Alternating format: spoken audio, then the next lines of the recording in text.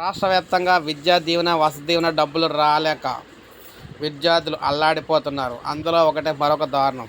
విద్యా దీవెన డబ్బులు రాక కుమార్తె హాల్ టికెట్ కోసం తల్లి ఈ విధంగా అయితే చేసుకోవడం జరిగింది. జగనన్న విద్యా దీవెన నగదు రాకపోవడం ఓ విద్యార్థిని తల్లి చనిపోవడానికి కారణమైందనమాట.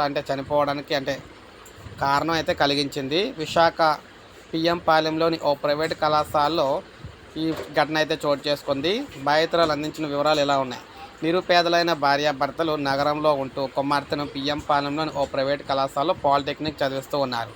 ఆఖరి సంవత్సరం చదువుతున్న ఆమెకు ఈ నెల 19 నుంచి పరీక్షలు ఉండటంతో హాల్ టికెట్ కోసం ఇటీవల కళాశాలకు వెళ్ళింది. 25,000 ఫీజు బకాయిలు ఉందని, ఆ మొత్తం చెల్లిస్తేనే ఇస్తామని చెప్పారు.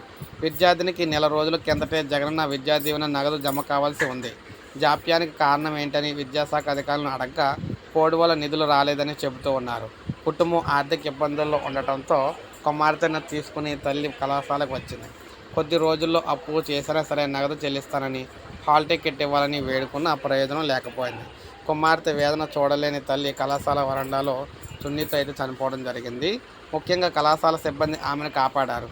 ఈ క్రమంలో సంబంధిత విద్యార్థిని 100కు కాల్ చేయడంతో పిఎంపాలెం పోలీసులు వచ్చి వివరాలు సేకరించారు. 2 వారాల్లో 12,000 చెల్లిస్తానని ఆమె నుంచి హామీ పత్రం తీసుకుని విద్యార్థినికి హాల్ టికెట్ అందించారు. జగనన్న విద్యా దీవెన డబ్బులు విషయానికి వస్తే తమకు ఇబ్బందులు ఉండేవి కావని, సమయానికి వస్తే ఉండేవి కావని వారైతే వాపోతున్నారు.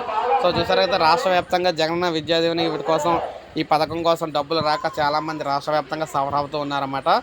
ఎవరైతే సఫర్ అవుతున్నారో వారందరూ కూడా ఒక లైక్ అయితే చేయండి. అదేవిధంగా సబ్స్క్రైబ్ చేసుకోవాలి, మన ఛానల్ సబ్స్క్రైబ్ చేసుకొని